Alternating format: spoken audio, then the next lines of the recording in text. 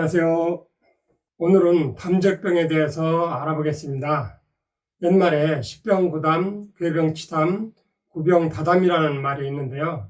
십병구담은 10가지 병 중에 9가지는 담이 원인이다 라는 뜻이고, 괴병치담은 난치병은 담을 치료해야 한다라는 뜻이고요. 구병다담은 오래된 병에는 모두 담이 많다라는 뜻인데요. 이처럼 대부분의 질병이나 또는 잘 치료가 되지 않는 질병은 담이 관여를 해요. 담이라는 것은 정상적인 기능을 하지 못하는 또는 생리적 기능을 못하는 탁한 혈액을 의미하고, 쉽게 말하면 노폐물이다 라고 생각하시면 돼요. 이 담이 인체 어딘가에 쌓이게 되는데 이것을 담적이라고 하고, 담적이 시간이 지나면서 병적인 상태로 진행되는 것을 담적병이라고 합니다. 담적은 인체 어디서나 생길 수 있는데, 특히 소화기 위장 근육에 쌓이면 위장 운동이 거의 안 되면서 소화가 전혀 안 되고 가스가 차고 트름나고 메스껍고 더부룩하고 배가 아프기도 하고 가슴이 답답하기도 하고 머리 아프고 입냄새 나고 만성 피로까지 호소하기도 합니다. 이런 경우 병원에서 내시경을 해보면 위 점막에 특별한 질환이 나타나지도 않고, 처방해주는 위장운동 촉진제나 소화제 같은 거 먹으면 그때뿐이고 시간 지나면 또 그대로이고, 이런 경우가 많고, 한방병원에서는 담적을 치료하기 위해서 침이나 뜸, 온열치료, 탕제를 투여하는데, 이 방법도 조금 소화가 되는 듯 하다가 시간이 지나면 도로 소화가 안 되고 마찬가지인 경우가 많아요.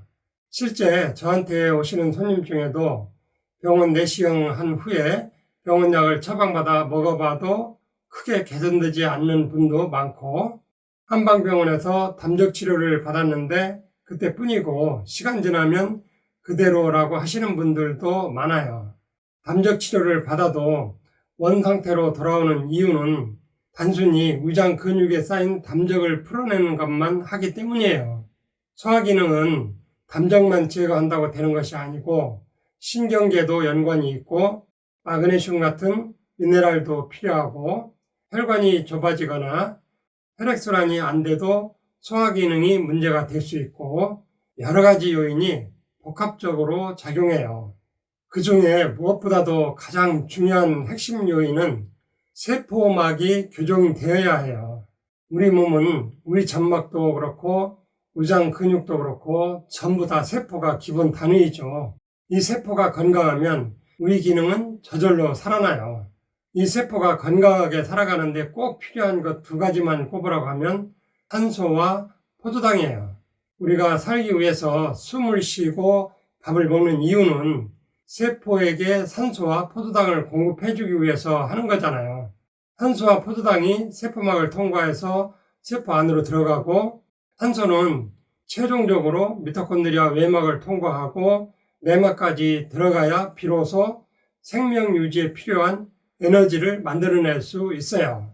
산소가 세포막을 통과하고 미토콘드리아 외막을 통과하고 내막까지 통과할 때 어떤 틈을 통과하느냐 하면, 이 세포막에 있는 식물성 오메가6 이중결합 틈을 통과해야 돼요.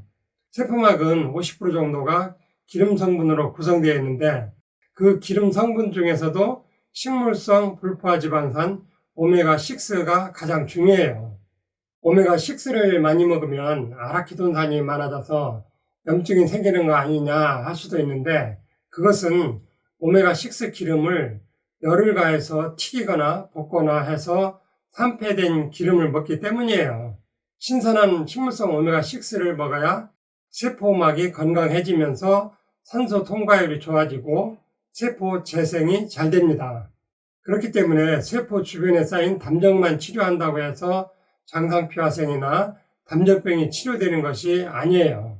한방병원에서는 담적만 치료하고 세포막을 교정하는 신선한 식물성 오메가6가 없기 때문에 잠깐만 좋아졌다가 다시 재발하는 경우가 많았던 것이죠. 저는 한방과 영양학적 측면 양쪽을 다 보고 있기 때문에 한방 과립으로 담적을 제거하고 신선한 식물성 오메가6와 천연 항산화 영양물질로 장상표화생뿐만 아니라 담적병 소화기능 이상을 개선시키고 있습니다. 개인마다 원인이 조금씩 다르기 때문에 자세한 상담이 필요합니다. 오늘 내용은 여기서 마치겠습니다. 감사합니다.